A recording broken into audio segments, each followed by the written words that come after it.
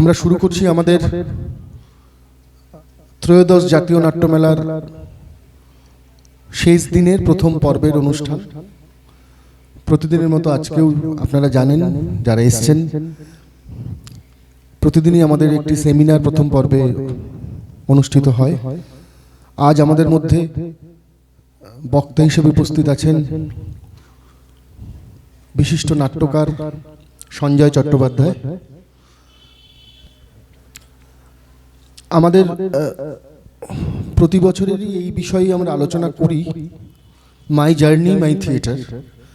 যারা এখানে বলতে আসেন, প্রতিদিন আমি যে কথাটা বলি আজকেও সে কথাটা বলেই শুরু করি। সেটা মূলত এই সেমিনার যারা শোনে আমাদের এখানে, আমাদের দলের যারা স্টুডেন্ট, যারা সবসময় থিয়েটার করার কথা ভাবছে, সেই সব ছাত্রছাত্রীরাই থাকে, তারা শোনে। যারা এখানে বলেন তাদের কথা, তো তাদের এক্সপিরিয়েন্স একটা পাঠ্যের মতো হয়ে তাদের কাছে থাকে। একটা তাদের যে থিয়েটারের জার্নি সেটাকে কোথাও তারা সেটাকে শোনে এবং তাদের কাছে সেটা একটা এক্সপিরিয়েন্স হিসেবে থেকে যায়। তো আজকে আছেন সঞ্জয় চট্টোপাধ্যায়। সঞ্জয় দা, প্রথমেই তোমাকে যেটা বলবো, সে তোমার থিয়েটারের জার্নি, এটা দিয়ে তুমি একটু শুরু করো, একটু বলো। অভিনন্দন, ধন্যবাদ, শুভেচ্ছা। আপনারা প্রত্যেকেই থিয়েটারের সঙ্গে কোনো না কোনোভাবে জড়িত, থিয়েটার চর্চার সঙ্গে প্রতিনিয়ত যুক্ত আছেন, তো আপনাদের আন্তরিক অভিনন্দন। এই জন্য 5 দিন ধরে এখানে সেমিনার চলছে একটাই বিষয়ের ওপর, মাই জার্নি মাই থিয়েটার। একজন মানুষের থিয়েটারে যাত্রা এবং তার যাপন, এই দুটো জিনিস। আসলে থিয়েটারের যাত্রাটা বিভিন্ন রকম খাতে বইলেও তার ধরনটা বোধহয় প্রত্যেক মানুষের ক্ষেত্রে কিছু কিছু ক্ষেত্রে অনেকটাই মিল আছে, একই রকম প্রায় বলতে গেলে। সেদিক থেকে খুব যে বৈচিত্র্য থাকে এমনটা নয়। প্রত্যেকেই কোনো না কোনোভাবে থিয়েটার চর্চার মধ্যে ঢুকে পড়েন কোনো একটা সময়, তারপর সেটা চলতে থাকে এবং চলতে চলতে এক সময় গিয়ে একটা কোথাও পৌঁছে হয়তো যায় না, কারণ এই পৌঁছে যাওয়ার প্রচেষ্টাটাই জীবন, এটাই যাপন। আসলে থিয়েটার চর্চা করে আমরা যে খুব কোথাও সবাই পৌঁছে গেছি বা পৌঁছে যাব এরকম প্রত্যাশা নিয়ে থিয়েটারটা চর্চা করা শুরু করিনি আর কি। কিছুদিন আগে একটা নাট্যোৎসবে উদ্বোধনী সঙ্গীতে একজন গায়িকা একটা গান গাইছিলেন। গানটার একটা স্তবক খুব মনে গেঁথে গেল আর কি। ভেজা মাটির সোঁদা গন্ধ গল্প কথা শোনাতে চায়, তুমি মাটির তলায় ঘর না বাঁধলে জঠর গন্ধ পাবো না। তো এটা শুনতে শুনতে আমার মনে হলো, হ্যাঁ এরকমই হয়তো আমার ক্ষেত্রেও ঘটেছে। একটা ভেজা মাটির সোঁদা গন্ধ আমাকে কোনো গল্প কথা শোনাতে চেয়েছিল কোনো একদিনে, আর সেই গল্প কথা শুনবো বলেই মাটির তলায় ঘর বাঁধার চেষ্টা করেছি জঠর গন্ধের আকাঙ্ক্ষায়।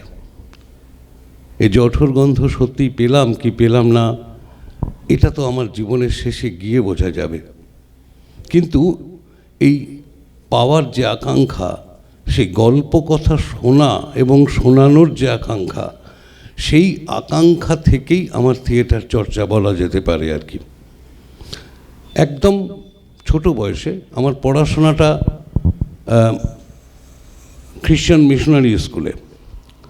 খ্রিশ্চান মিশনারি স্কুলের একটা খুব ভালো প্রথা ছিল, সেটা হলো যে কোনো রকম ফেস্টিভ্যাল, বছরে অন্তত 5-6টা এরকম ফেস্টিভ্যাল হতো, যেখানে প্রত্যেক ক্লাসকে ক্লাস ওয়াইজ সময় দিয়ে দেওয়া হতো, 20 মিনিট 25 মিনিট বা আধ ঘন্টা মতো, এবং সেখানে প্রত্যেক ক্লাসকে পারফর্ম করতে হতো কিছু না কিছু, এবং সেটা কেউ হেল্প করবে না, তারা নিজেরাই যা পারে ঠিক করবে, নিজের মতো করে করা।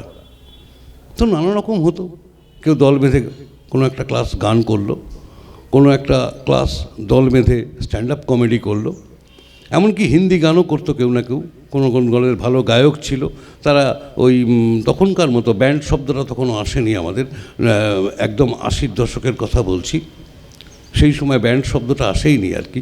70-র দশকের শেষ 80-র দশকের শুরু, এরকম একটা সময় আর কি।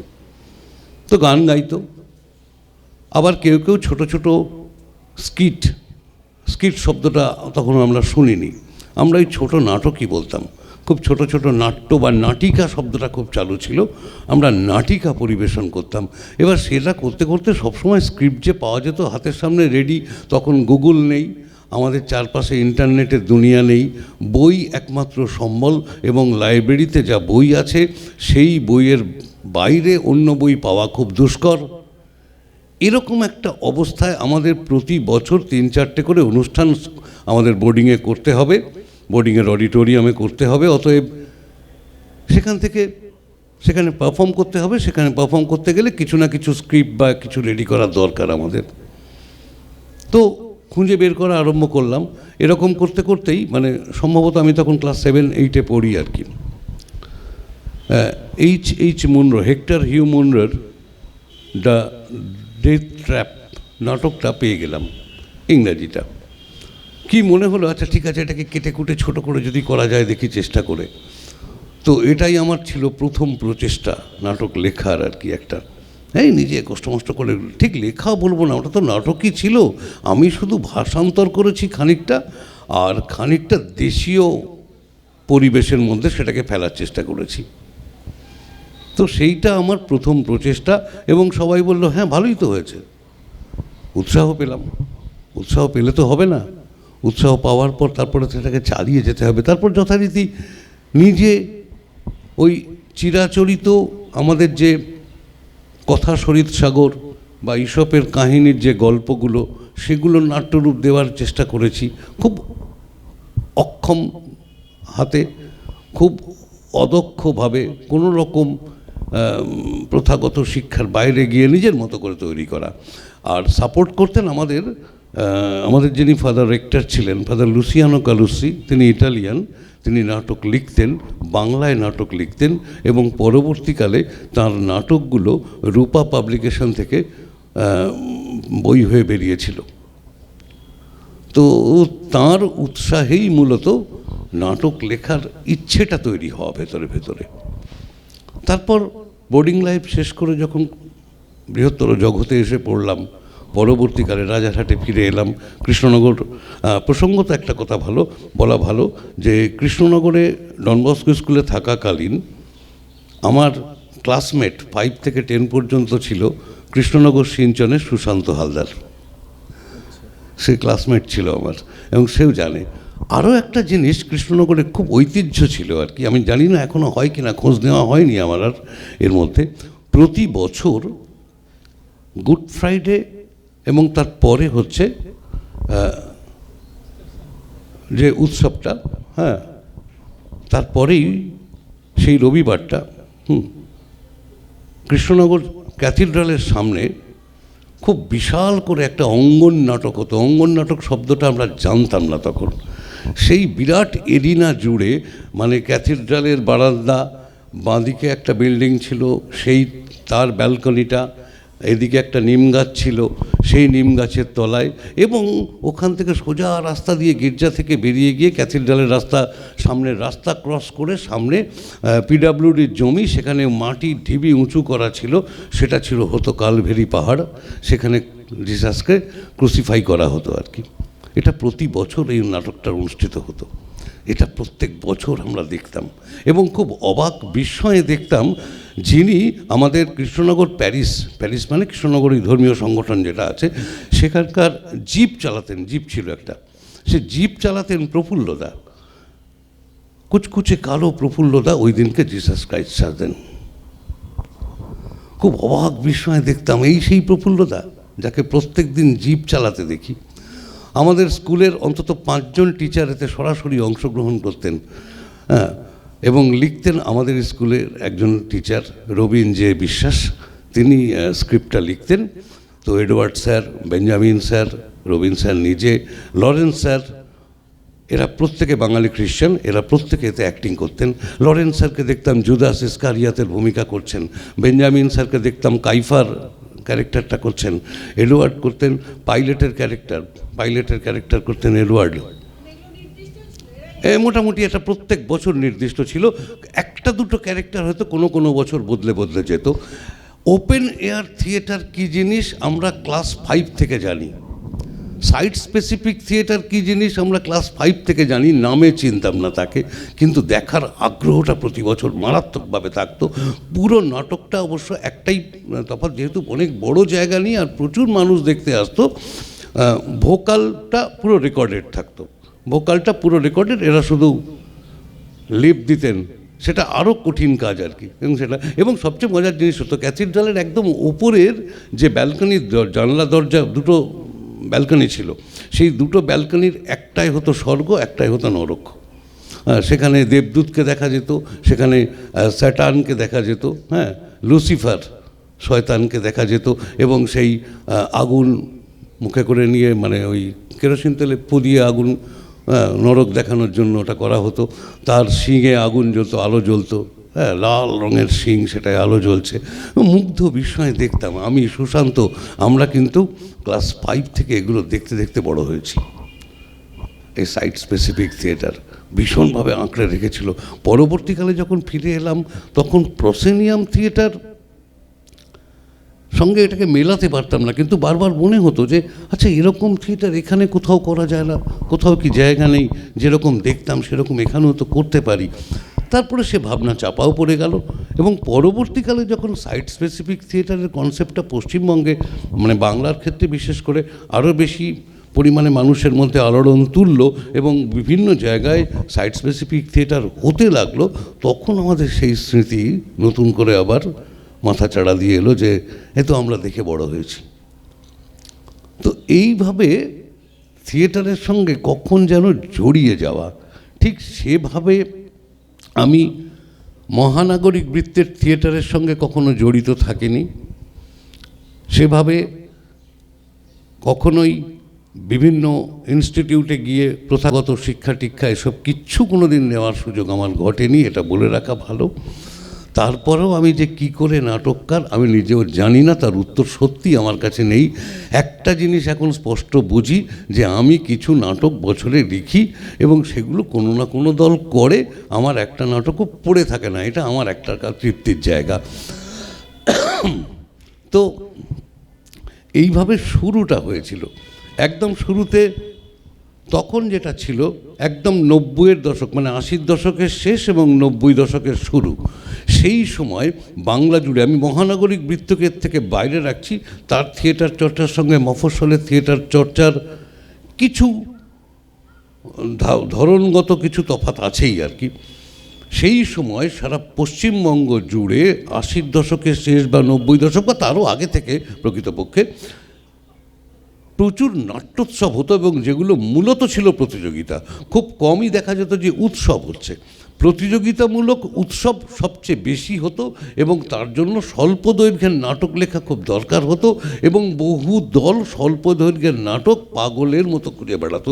গ্রুপ থিয়েটার, গণনাট্য ছাড়া সেই সময় আর তেমন কোনো স্বল্প দৈর্ঘ্যের নাটক পাওয়ার মতো জায়গা ছিলও না খুব একটা।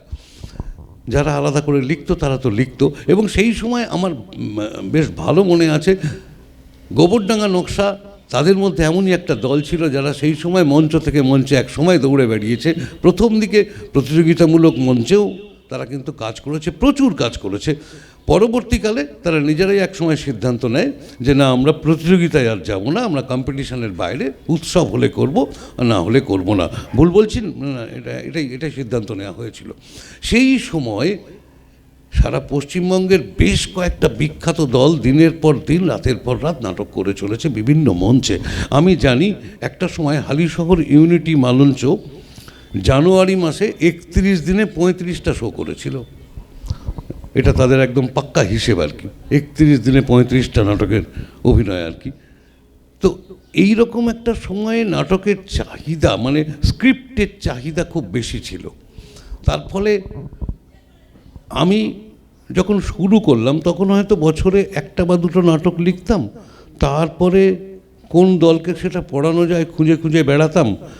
এইভাবে বেড়াতে বেড়াতে কোনো দল যদি পছন্দ হতো নিত, পড়ে দেখতো, একটা দুটো শো হয়তো হলো, তাতেই আমি খুব খুশি। ভাবলাম যে হ্যাঁ, চর্চা তো হচ্ছে আমার মতো করে।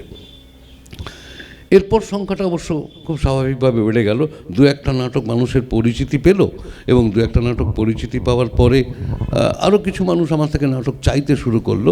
এইভাবে লোকের চাহিদা মেটাতে মেটাতে আমি নাটককার, অন্য কোনো আর পিছনে কারণ নেই, কোনো মহত্তর উদ্দেশ্যও নেই। আমার নাটক লিখতে ভালো লাগতো, নাটক লিখতাম, অন্য কিছু পারতাম না, তাই হয়তো নাটক লিখতাম। নাটকও যে খুব ভালো লিখতে পারতাম এমনটা দাবি নিশ্চয়ই করব না আমি, কিন্তু ওই মানে লিখতাম, লোকে বলতো হ্যাঁ ঠিকই আছে, কিছু নাটক বলতো না জমেনি, তেমন হয়নি, কি করা যাবে আর। আমি আমার মতো করে লেখার চেষ্টা করতে করতে আজকে কোথাও পৌঁছইনি, আসলে এখনো চলছি, এটাই বলা ভালো।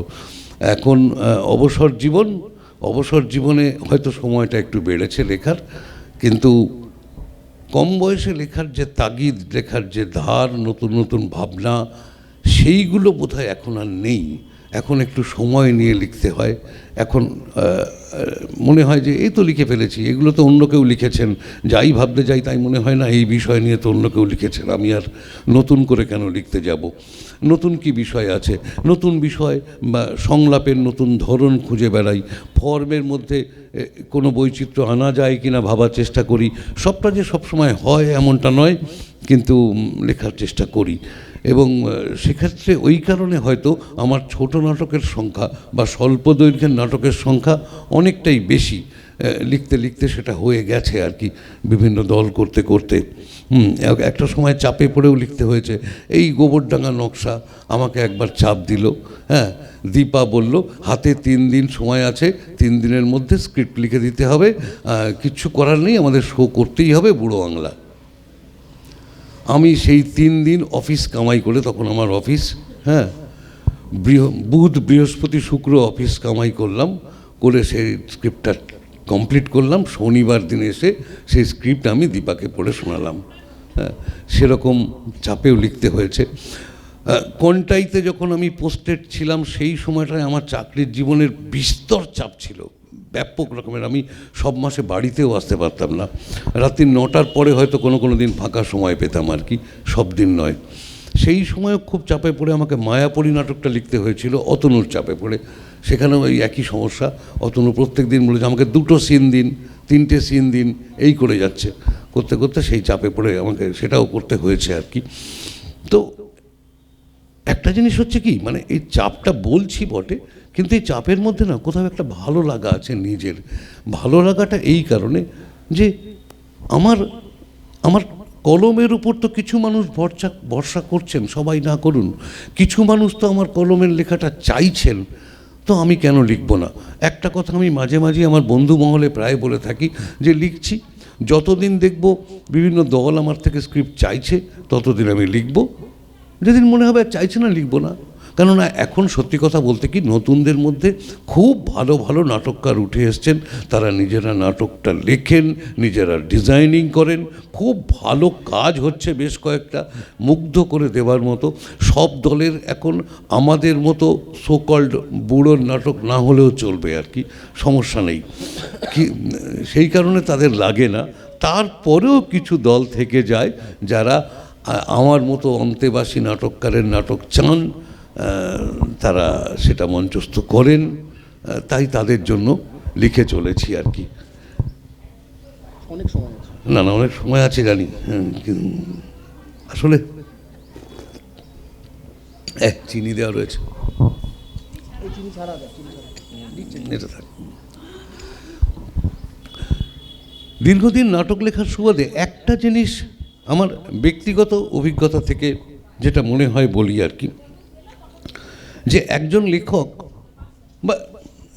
বা নাটককার যাই বলি না কেন, যেহেতু লিখি আমি নিজেকে নাটককারই বলছি, তো আমার মতো একজন নাটককার বা যে কোনো একজন নাটককার যখন প্রথমে লিখতে শুরু করেন, তখন তার লেখার ধরন থেকে পরবর্তীকালে ক্রমশ একটু একটু করে লেখায় না কোথাও একটা বিবর্তন আসে। এটা আমি নিজে লক্ষ্য করেছি। 10 বছর বা 15 বছর আগে যে স্ক্রিপ্টগুলো লিখেছি সেগুলোর দিকে তাকালে এখন মনে হয় এখনকার সময়ে দাঁড়ালে এই স্ক্রিপ্টটা হয়তো এইভাবে আমি লিখতাম না। এই স্ক্রিপ্টটার মধ্যে অনেক দুর্বল জায়গা আছে, সেটুকু বুঝতে পারার মতো অভিজ্ঞতা হয়েছে বলে বোঝা যায়। যে আমি বুঝতে পারি যে এই জায়গাগুলো এই নাটকের খুব দুর্বল জায়গা, এই সংলাপগুলো খুব কাঁচা সংলাপ, এই দৃশ্য বিন্যাস বা এই নাট্যক্রিয়াগুলো একটু অবসলিট। কিন্তু পর মুহূর্তে আবার এটাও মনে হয় যখন লিখেছিলাম এটা, সেই সময় দাঁড়িয়ে তৎকালীন সামাজিক পরিস্থিতিতে এটা একদম বোধহয় ঠিক ছিল, সেইটা ভেবেই নিজের বোধের জায়গাকে আমি সান্ত্বনা দিয়ে এটা ভেবে যে না, আমার বোধের জায়গায় তো আমি তখন ঠিকই ছিলাম।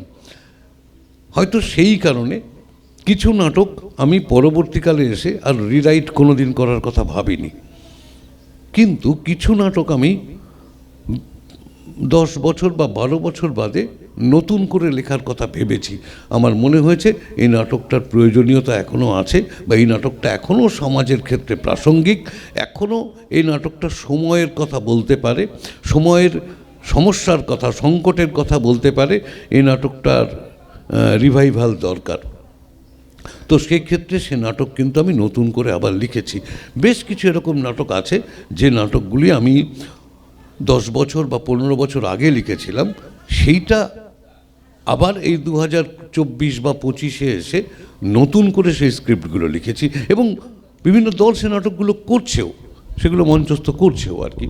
এটা আমার কাছে একটা ভালো লাগার জায়গা আর কি, এটা একটা ব্যাপার। আর 2 নম্বর ব্যাপারটা হলো, একজন নাটককার লিখছেন, কেন লিখবেন? শুধুই কি ভালো লাগার জন্য? শুধুই কি কিছু অর্থের তাগিদে? এই দুটোর বোধহয় আমার জীবনে একটু অন্যরকম। কেননা ভালো লাগা তো ছিলই, ভালো লাগার পাশাপাশি একটা লেখার তাগিদও কোথাও ছিল আর কি। একসময় খুব গল্প লেখার শখ ছিল, কবিতা লেখার শখ ছিল, সেগুলো হয়নি খুব একটা। মানে আমার অফিসের আমার সহকর্মী ছিলেন প্রখ্যাত কবি রণজিৎ দাস। তো রণজিৎ দাসকে একবার খুব শখ করে, খুব আগ্রহ নিয়ে আর কি, উনি আমার নাটক দেখে খুব পছন্দ করেছিলেন, নাটক দেখে খুব ভালো লেগেছিল। তো উনি বললেন, আমি বললাম, স্যার এরকম আমি না কয়েকটা কবিতাও একসময় লিখেছি, আপনাকে দেখাবো। হ্যাঁ, নিয়ে এসো, দেখান না। ঠিক আছে, খুব আগ্রহ নিয়ে একদম গদগদ হয়ে গেলাম। উনি নিলেন, ঠিক 2 দিনের মাথায় আমাকে ডেকে পাঠালেন ঘরে। আমি গেলাম, কাগজগুলো ফেরত দিয়ে বললেন, আপনি না নাটকটা মন দিয়ে লিখুন। হ্যাঁ, ও আচ্ছা, হ্যাঁ। বলছে না, এটা এই লেখাগুলো নিয়ে আপনাকে কোনো আশার কথা আমি আপাতত শোনাতে পারছি না। তো কবি রণজিৎ দাস নিজে বলছেন এই কথা, তারপরে আর কি বলি। হ্যাঁ, তারপরে একটা বদমাইশি করার শখ হয়েছিল। ওই একই কবিতা আমি জয়দেব বসুকে নিয়ে গিয়ে দেখিয়েছিলাম। জয়দেব বসু সেদিন তখন বোধহয় 3 পেগ বা 4 পেগ হয়ে গেছে। তো সেই অবস্থায় দেখে উনি বলেছিলেন, হ্যাঁ তো ভালোই কবিতা, মন্দ কি, খারাপ কি, হ্যাঁ লেখো লেখো, হ্যাঁ এটা বলেছিলেন। খুব একটা আস্থা রাখতে পারিনি আর কি, লেখাটা আর হয়ে ওঠেনি। তারপর কবিতা নাটকটাই লিখেছি, নিজের মতো করে লিখেছি। কারোর ভালো লেগে থাকলে, আমি জানি এটাও পাশাপাশি সত্যি যে আজকে এখানে যারা বসে আছেন তারা সবাই যে, এমনও হতে পারে আমার একটাও নাটক কেউ দেখেননি, হতেই পারে।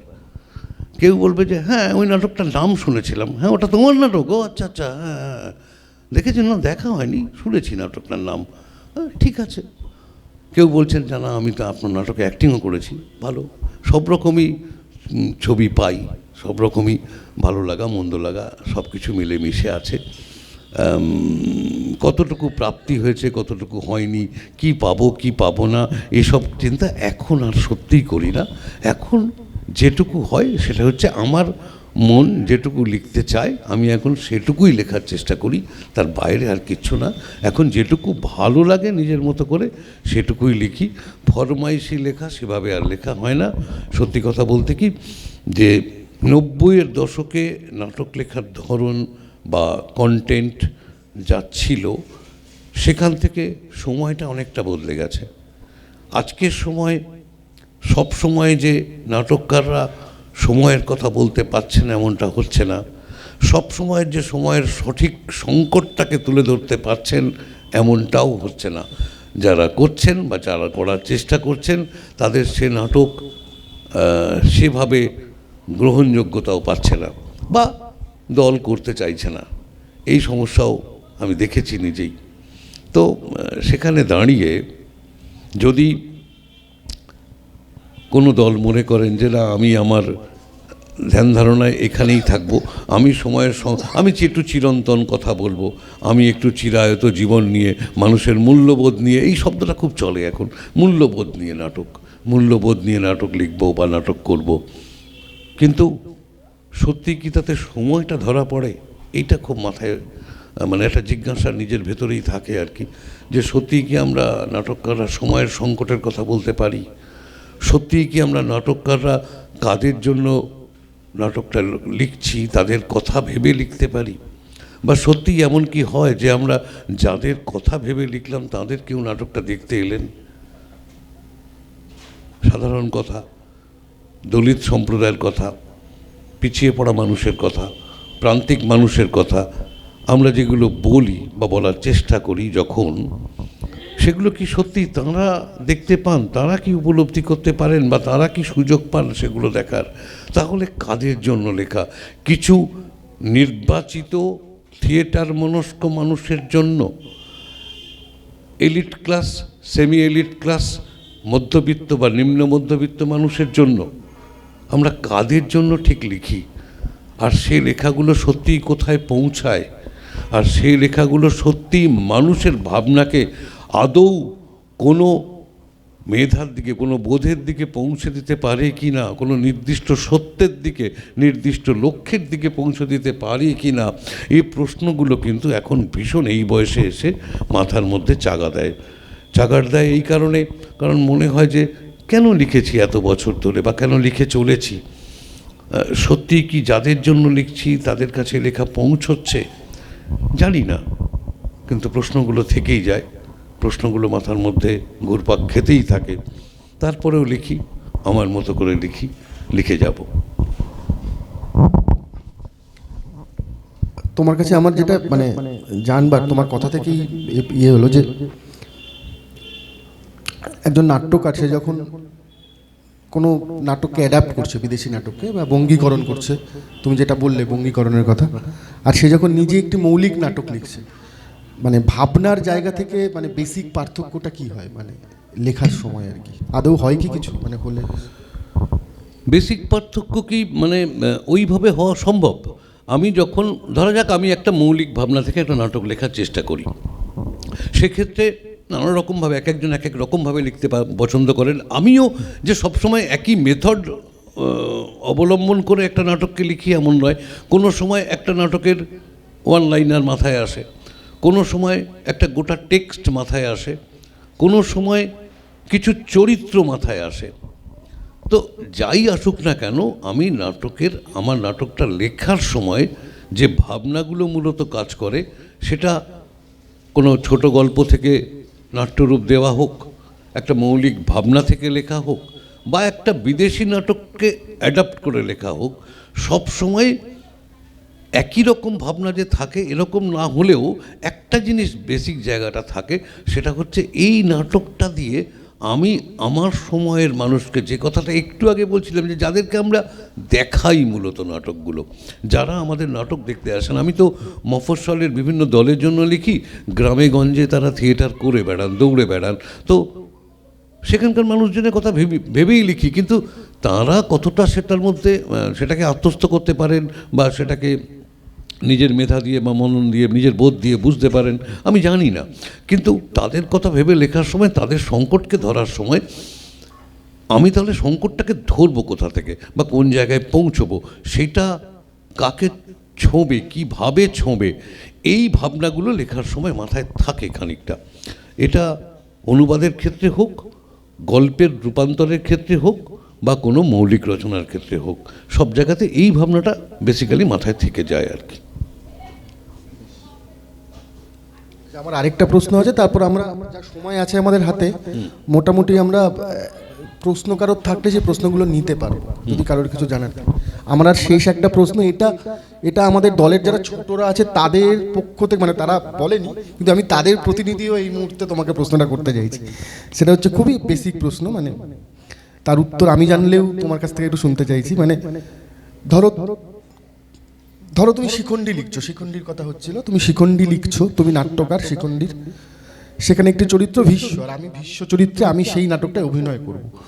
তো নাট্যকারের ভীষ্ম আর অভিনেতার ভীষ্ম, এই দুটোর মধ্যে কি পাল্টে যায় গেলে সেটা কেমন, মানে কি? এটা শুধু ভীষ্মের ক্ষেত্রেই হয় না, এটা একদম আপাদমস্তক প্রযোজনার ক্ষেত্রেই ঘটতে পারে।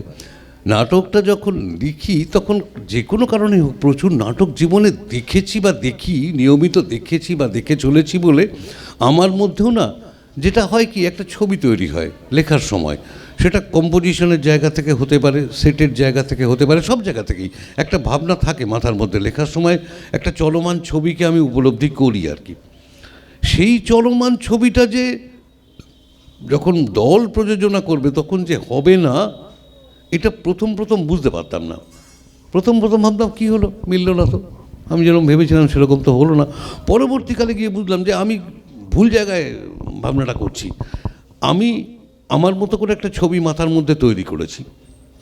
যখন অন্য আরেকজন পড়বে, তিনি ডিরেক্টর হন, তিনি অভিনেতা হন, যিনিই হন না, তিনি নাটকটা যখন পড়বে তাঁর মাথার মধ্যে একটা ছবি তৈরি হবে। সেই ছবিটার সঙ্গে আমার ছবি না মিলতেই পারে, মিললে খুবই ভালো, না মেলাটাই স্বাভাবিক। এটাকে আমি পরবর্তীকালে মেনে নিতে শিখেছি। সেই কারণে পরবর্তীকালে এখন আর ওই খুব একটা প্রতিক্রিয়া দেখাই না।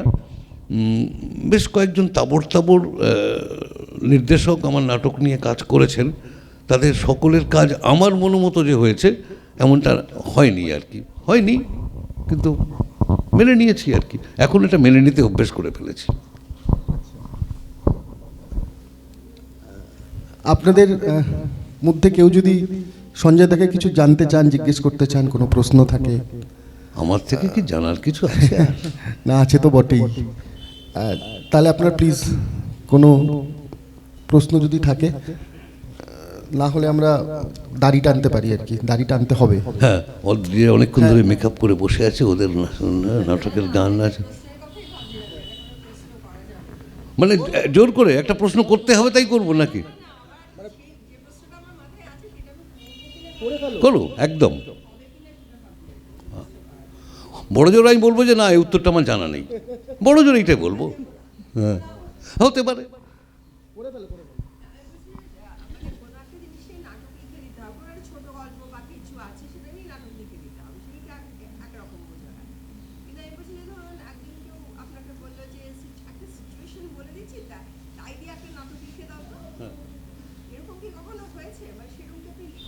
হ্যাঁ, ওই বললাম একটা কথা যে ওয়ান লাইনার, অনেক কেউ আমাকে ওয়ান লাইনার, আচ্ছা এই যে এই ঘটনাটা ঘটে গেল, এই যে দেখেছো খবরটা আজকে, হ্যাঁ এই বিষয়টা একটা লিখে দাও তো নাটক।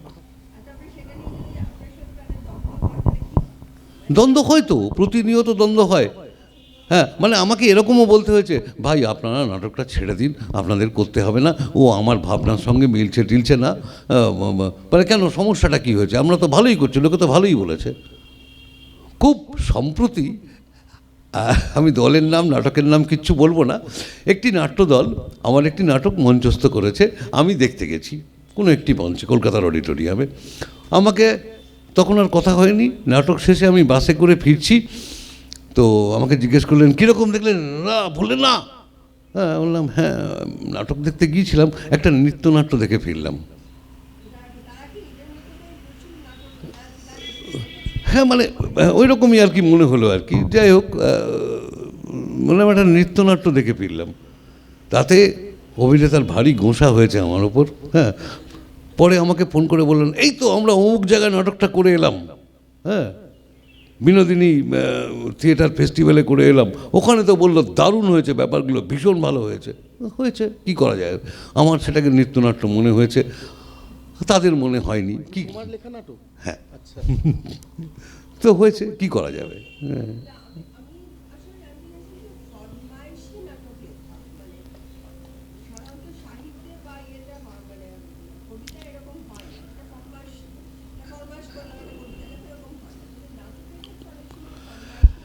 হ্যাঁ, এর কারণটা কি, এর বেশিরভাগ ক্ষেত্রে ফরমাইশির ক্ষেত্রে বেশিরভাগ কারণটা কি হয়, সাহিত্যের ক্ষেত্রে গদ্য কবিতা বা এরকম ছবি যাই হোক না কেন, ছবি আঁকা, এগুলোর ক্ষেত্রে না তার দর্শক পাঠক যাই বলি না কেন, পাঠককুল থাকে উন্মুক্ত, নির্দিষ্ট কিছু নয়। নাটকের ক্ষেত্রে যখন ফরমাইশটা আসছে কোনো একটা দলের কাছ থেকে আসে, নির্দিষ্ট কিছু মানুষের কাছ থেকে আসে, নির্দিষ্ট একটা সংগঠনের কাছ থেকে আসে, সেখানে কিন্তু ওই পছন্দের লোকগুলো নির্দিষ্ট। সেই কারণে তাদের মনোমতো তারা একটা লেখা চান, এবং সেটা মেলে মেলে না, কোনো সময় মেলে। হ্যাঁ, নির্দিষ্ট মানুষের একটা দর্শন, তাদের একটা ভাবনা। একদমই তাই। হ্যাঁ, আমি একটা গল্প লিখলাম, একটা কবিতা লিখলাম, সেটা কে পড়বেন জানি না, পত্রিকায় প্রকাশিত হলো,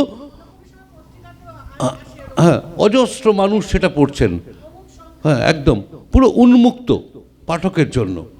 নাটকের ক্ষেত্রে সেটা বোধহয় সবসময় হয় না, শুরুটা অন্তত।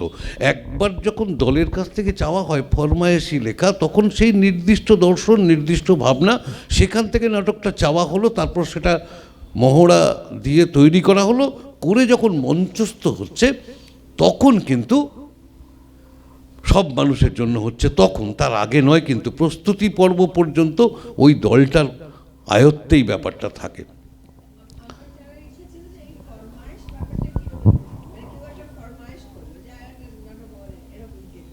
লিখতে হয় আমাকে। সে চলে গেছে আমার বন্ধু ইছাপুর আলেয়ার শুভেন্দু মজুমদার। আমার অফিসে বসে একদিন বলছে আমাকে যে তুমি তো ভাই এখন আমাদের এই মফস্বল থিয়েটারের ক্যাটারার।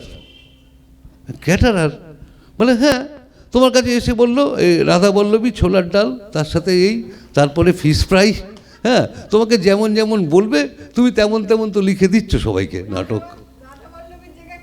হ্যাঁ, এবার পাল্টে গেল একজন আরেকটা দলের কাছে, বলে তুমি তো ভাই আমাদের বাংলা থিয়েটারের ক্যাটারার।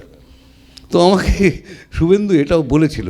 আমি বললাম ঠিক আছে, ক্যাটারার হলাম না, তার উল্টো ফলও হয়েছে। আমি একটা দল, আমাকে বললো আমার দলে মহিলাটি প্রধান, তো তাকে মাথায় রেখে নাটকটা লিখবেন। ভালো, আমার একটা মাথায় ভালো কনসেপ্ট ছিল, লিখলাম।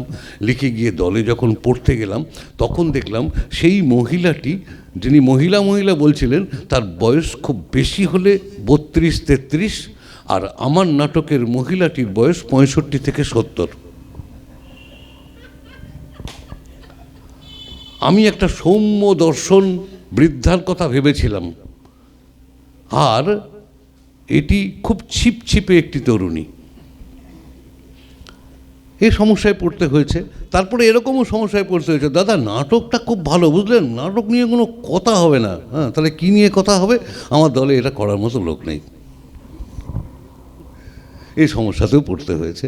তাই আমাকে এখন বাধ্য হয়ে দলের চেহারা দেখে, মানে এমনকি আমি এরকমও বলেছিলাম যে আপনাদের একটা রিহার্সাল দেখান, কীরকম কীরকম চেহারার লোকজন আছে একটু দেখি, তারপর না হয় আমি এটা ভেবেচিন্তে লিখবো। কোন কিছু করার নেই, একটা লিখে নিয়ে গেলাম, তারা পারবে না।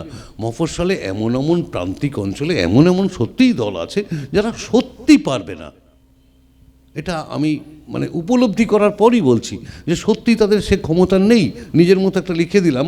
হ্যাঁ, আমি পশ্চিম বর্ধমানের একটা দল, আমাদের অনেক দিন থেকে নাটক, আমি একটা একটা একটা যে কোনোভাবে একজন মহিলাকে জোগাড় করো, একটা ভালো ভাবনা মাথায় আছে, তোমাদের লিখে দেবো। পেয়েছি না দাদা, চেষ্টা কি কম করছি? হ্যাঁ, দলে নাই তো কী করবো, কী করবে, কিছু করার নেই তাদের, তো তাদের মহিলা ছাড়াই দিতে হবে। হ্যাঁ, এরকম আবদারও থাকে আর কি। কাজেই আমাকে খানিকটা বাধ্য হয়ে বেশ কিছু ফরমায়েশি লেখা জীবনে লিখতে হয়েছে আর কি। মন খারাপ তো নিজের ব্যাপার, থাক তো, অনেক ব্যাপারেই তো মন খারাপ করে। এখনও অনেক মন খারাপের গল্প থাকে, সব মন খারাপের গল্প সবার কাছে কবুল করা যায় না। মন খারাপগুলো নিজের কাছে থাক না, থাক, এক সময় গিয়ে ওগুলো হয়তো ভালো লাগবে, আশা করি। আসলে এইগুলো শুনবো বলেই এই কথাগুলো, এই জার্নির কথাগুলো, এই সাবজেক্টটা আমরা প্রতি বছর রাখি আর কি। তো যাই হোক, আমরা শেষ করব। আর হ্যাঁ হ্যাঁ প্লিজ। সেটা অবশ্য এরকম মানে নিজস্ব অভিজ্ঞতা ওর ঠিক নয়, যেহেতু অ্যাডাপ্টেশন আর নাট্যায়ন, রূপান্তর আর মৌলিক লেখা এগুলো নিয়ে কথা হলো, ওই জন্যই বলা আসলে একটা এরকম বিতর্ক আমরা যখন মানে নাটক করতেও শুরু করিনি, মানে পড়ছি বা শুনছি বিখ্যাত বিখ্যাত অনেক নাটকের কথা। একটা সময় তো গেছে বাংলা থিয়েটারে যখন অ্যাডাপ্টেশন, কিন্তু সেগুলো ভীষণভাবেই হৃদয় ছুঁয়ে গেছে। এখনো আছে তাই, এখনো আছে। এমনকি অনুবাদ নাটকও অনেক ক্ষেত্রেই দেখা গেছে খুবই ফাংশনিং। তারপরে যেমন দেখি একটা ধুঁয়ো ওঠে, মাঝে মাঝেই শোনা যায় যে মৌলিকত্ব না থাকলে নাটক লেখা হচ্ছে না, নাটক নতুন সৃষ্টি হচ্ছে না। এটা নিয়ে বলবো একটা কথা প্রথমেই বলে নিই, রঙ্গপট নাট্যপত্র মোহিত চট্টোপাধ্যায়ের সংখ্যাটা যদি কেউ খুব মন দিয়ে পড়েন তাহলে মোহিত চট্টোপাধ্যায়ের অসাধারণ একটি সাক্ষাৎকার আছে, আপনারা পড়বেন। মৌলিক তাঁর সংজ্ঞায়, মৌলিকের সংজ্ঞাটা উনি দিচ্ছেন এরকমভাবে, বলছেন আমি আমার ভাবনা থেকে যেটা সৃষ্টি করছি সেটা মৌলিক। বলে তাহলে একটা গল্প থেকে নিয়ে, বলে হ্যাঁ আমি তো গল্পটাকে নিয়েছি, গল্পটা পড়েছি বা ওই নাটকটা পড়েছি করে আমার মতো করে একটা নাটক লিখছি। বলে তাকে পাল্টা প্রশ্ন করেছিলেন মোহিত চট্টোপাধ্যায়, বলছে আপনি একটা মানুষকে সামনে বসিয়ে তার পোর্ট্রেট আঁকলেন, তার মুখটা, সেই মুখটা আঁকার পর এটাকে আপনি কি বলবেন, মৌলিক না নকল, অনুকরণ? যদি আপনি মৌলিক বলেন তাহলে আমি বলবো আপনি তো ওই মুখটা দেখে এঁকেছেন, আপনার তো মৌলিকত্ব নেই এতে। সে ভদ্রলোক না কোনো উত্তর দিতে পারেননি। রঙ্গপট নাট্যপত্র মোহিত চট্টোপাধ্যায়ের সংখ্যা 2012-এ প্রকাশিত হয়েছিল। দেখবেন খুব ইন্টারেস্টিং, এই বিষয়টা নিয়ে অনেকটা আলোচনা করা আছে। সুতরাং আমি না, যেহেতু মানে একলব্যের মতো মোহিত চট্টোপাধ্যায়ের নাটকের লেখাকে অনুসরণ করি, একলব্যের মতো তাকে গুরু বলে মানি, আমিও না তার কথাটা ওই খাতে মেনে নিয়েছি যে আসলে আমি আমার ভাবনা দিয়ে যেটা সৃষ্টি করব বা যেটুকু লিখব সেটা আমার কাছে মৌলিক। অন্তত এবার কোথা থেকে সেটা অ্যাডপ্ট করা হলো, কি কোনো গল্পের অনুপ্রেরণা থেকে হলো, অনুপ্রেরণা খুব খতরনাক শব্দ, কোনো গল্প অনুসরণে হলো, হ্যাঁ, তো সেটা তো পরের কথা। কিন্তু আমি যখন লিখছি তাতে আমার ভাবনা প্রযুক্ত হচ্ছে কিনা বা আমি ওটাকে আমার মতো করে ইমপ্লাই করতে পারছি কিনা, আমি সেইখানে ওটাকে আমার মৌলিকত্ব দাবি করব আর কি। এটা একদম ব্যক্তিগতভাবে আমার মত, আমি মোহিত চট্টোপাধ্যায়ের সঙ্গে সহমত পোষণ করি এ ব্যাপারে। আচ্ছা, আপনারা আর কেউ কোনো প্রশ্ন আপনাদের আছে? এবার কিন্তু দেরি হয়ে গেছে। হ্যাঁ, এবার দেরি না, হয়ে গেছে। দেরি এখনো একদম ঠিকঠাক যাচ্ছে। তো আমরা 5টায়, ও প্রচুর সময় আছে। ঠিক আছে, সময় আছে তো। হ্যাঁ প্লিজ। একদম।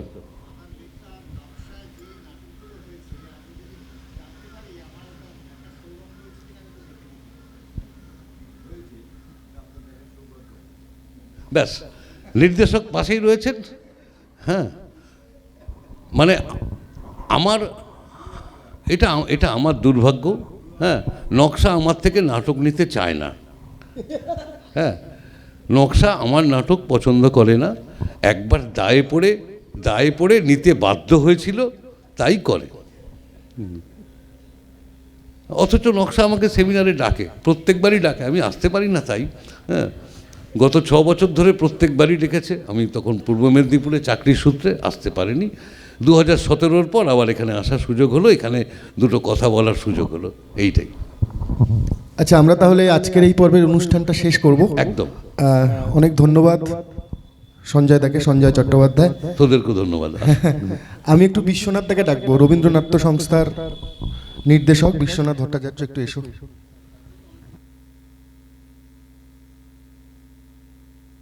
আমাদের এবছরের উৎসব স্মারক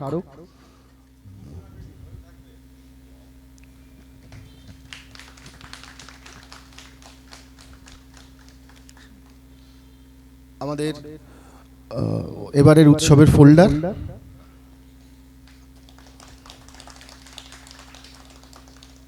আর আমাদের নকশার প্রোডাকশন কবিরা খারা বাজার মেল একটি ফোল্ডার।